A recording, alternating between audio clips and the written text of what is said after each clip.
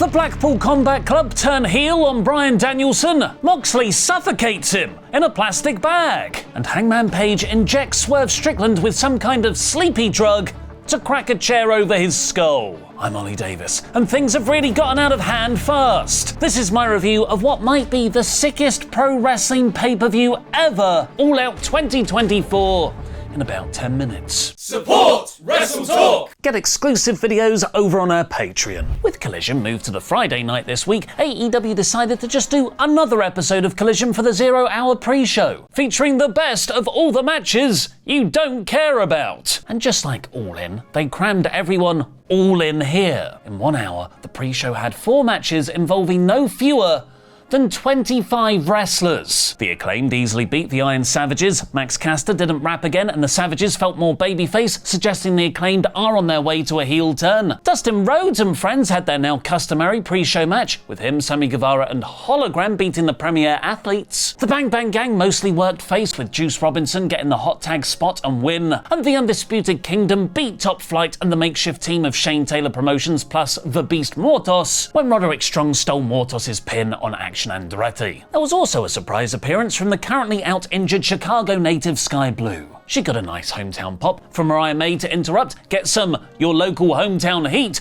and attacking Blue before running away from Queen Aminata. I found the dialogue back and forth quite awkward. The main card opened incredibly strong though, with MJF and Daniel Garcia skipping the traditional first 2/3 of a wrestling match and starting right on the final 5 minutes, which proceeded to last over 20. It really got over not just both men's hate for each other, but the injuries they sustained in the build-up too. MJF's taped up neck from Will Ospreay's Tiger Driver 2 weeks ago, which was caused by Garcia, and Garcia's bandaged head from their go-home angle where Max busted him open. Garcia jumped MJF from behind during his entrance, and the two just kept on trying to end each other's careers. Garcia kept attempting second rope pile drivers on Max's injured neck. MJF locked in the walls of Jericho, which Garcia reversed into the yes lock, a neat reference to Garcia's identity crisis storyline when he was in the JAS, but Danielson was trying to get him to be the pro wrestler he is now, and Max spat at him.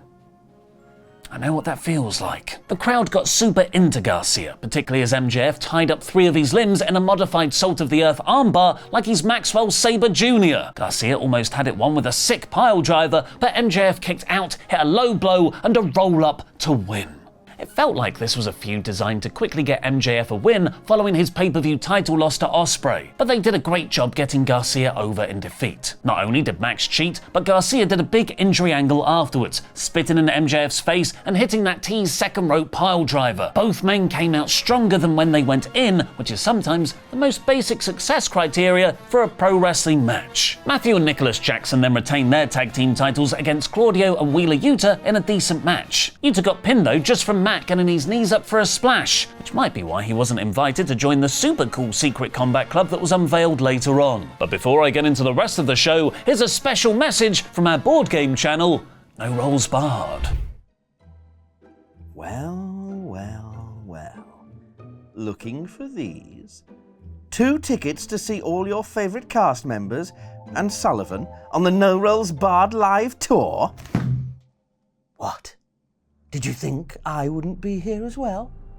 Did you really think you could get away from me? You poor, sweet, gullible fool. It was all part of my plan. Think about it. I've been following you for years. That old woman at the bus stop, that was me. The 6-foot-tall, beautiful seductress you bumped into in a small independent sandwich shop that you popped into in Croydon. I was stood next to her. All those phone calls, asking if you're satisfied with your gas and electricity bills. Don't you see? I've been planning this for years. I've been watching you, preempting your every move, predicting your every decision. And now it's too late. I've always been 1 step ahead.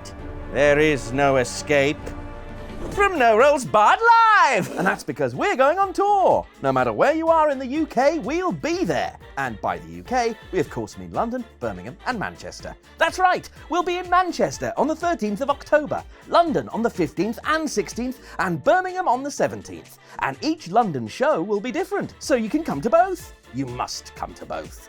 We'll have an exciting lineup of all your cast favourites, and Sullivan, all to be announced very soon, so keep your eye on our socials.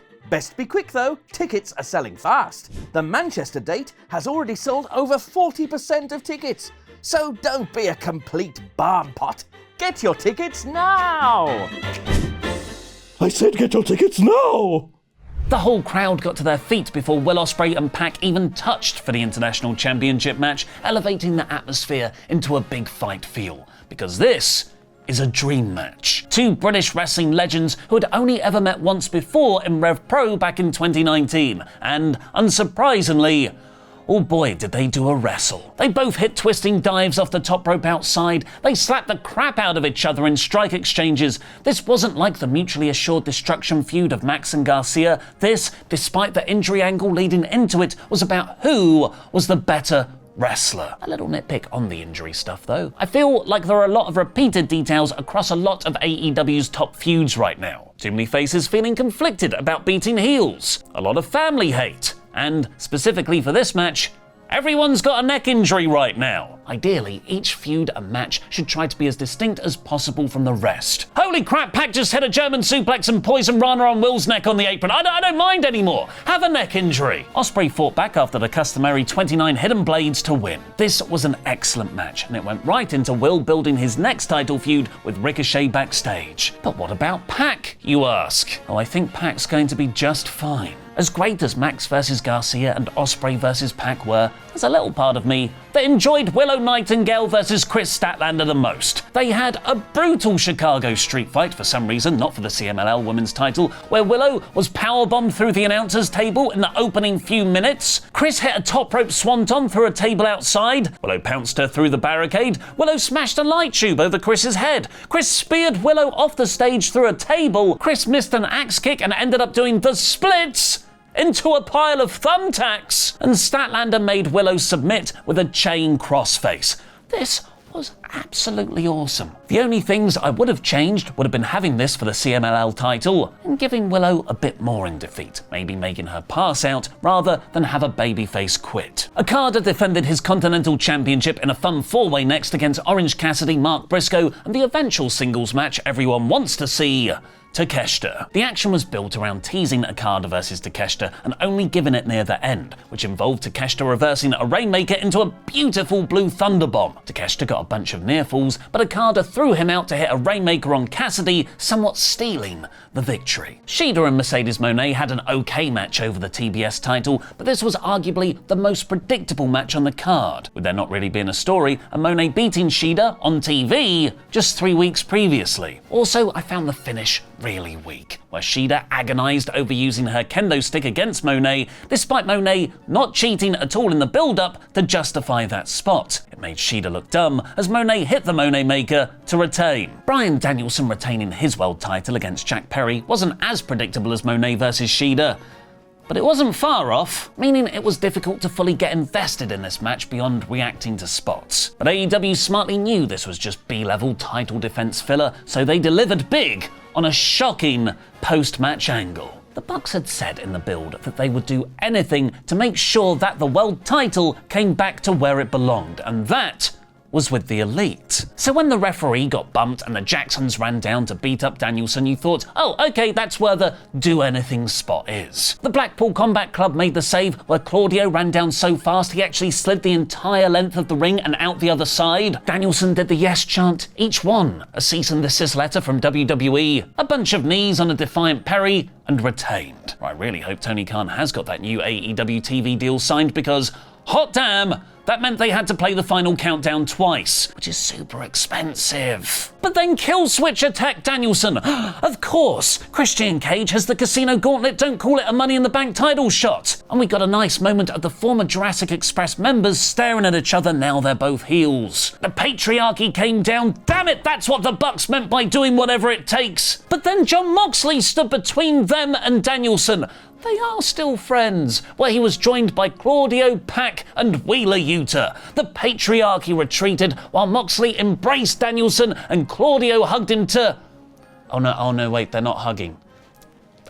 It's an uppercut. A new version of the Blackpool Combat Club then revealed themselves. As Pac held a crying Yuta back, Marina Shafir entered the ring and Jon Moxley suffocated Danielson with a plastic bag over his head to This Is Murder chance. AEW have since posted they consider the spot so violent they are censoring it from social media. Due to the graphic nature of the attack on Bryan Danielson, we will not be sharing the footage. AEW does not condone such actions. We have a new faction of Moxley, Claudio, Pac and Shafir who could be in cahoots with the Elite given Mox's interaction with them on Wednesday's Dynamite, and the Bucks saying they'll do whatever it takes. Although that doesn't fully explain why Claudio wrestled the Bucks for the tag team titles just several matches prior. This was a shocking angle that sets up a mouth-watering Danielson versus Moxley match, but it was Yuta's tearful performance, being as surprised as we all were, that made this great. During all of this, some live reports noticed that a bunch of security ran backstage. According to Wrestling Observer Radio, this wasn't a kayfabe work, because a member of the roster who wasn't involved in the show had an altercation backstage with a production person. Thankfully, everything was said to have been smoothed out afterwards, but it's an unfortunate annual tradition AEW are getting in with their All Out shows. But geez, I wonder how the wrestling's gonna top attempted murder. Oh yeah, with the guy who should be in prison for arson injecting drugs into another dude's mouth. After last November's Texas Death Match, I thought I'd never seen anything so viscerally violent in wrestling as Hangman Page drinking Swerve Strickland's blood. They had a high bar, or a low bar depending on your tastes, to pass. And their unsanctioned cage match did. Both men were shown locked in their changing rooms under supervision all night, not just to keep them apart, but to protect everyone backstage too. The video package rightfully presented this as one of the most hate-filled blood feuds of all time. And when you saw Swerve dressed all in white, you knew he was going to bleed a lot. They started not with a lockup, as some blood feuds annoyingly do, but in the complete opposite way, with attempted decapitation, trying to force each other's heads under the lowering cage. They started as they meant to go on, with both men stapling each other's flesh, Hangman wrapping his arm in barbed wire, and copious amounts of blood. Jim Ross's constant disgust, who was brought onto commentary for the last two matches, did a great job getting over how sick this is. That human beings shouldn't treat each other like this, and that this is wrong. It's not awesome, Ollie.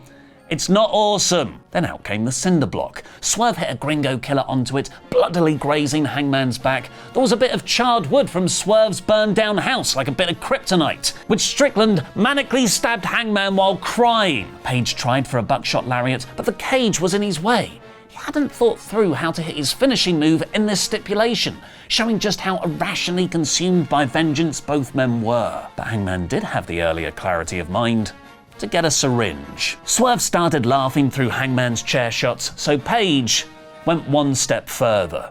He pulled the grill out of Strickland's mouth, and in the closest to a torture porn horror movie I've ever seen wrestling get, produced a hypodermic needle and injected Swerve's cheek with drugs. I genuinely have a fear of needles. I once vomited at the sight of one, so this affected me quite hard. Hangman then cracked Strickland over the head unprotected with a presumably heavily gimmicked chair, and the referee called for the bell. Remind me never to invade Hangman's house and cut a promo on his baby. I don't want any of that ever. Hangman then walked off, teased coming back to do more to the horror of the crowd, but instead dropped to his knees and started screaming in happiness? I think this was a 5-star match for the sickos, and I love that Hangman has finally beaten Swerve, proving he can win when Strickland doesn't have interference, but this was unsanctioned, and it doesn't officially count. Oh, this isn't the end. AEW All Out is 94%. Now go get your tickets for the No Rolls Barred live tour and watch our brand new episode of Tables, Lists and Chairs, counting down the worst wrestling factions ever.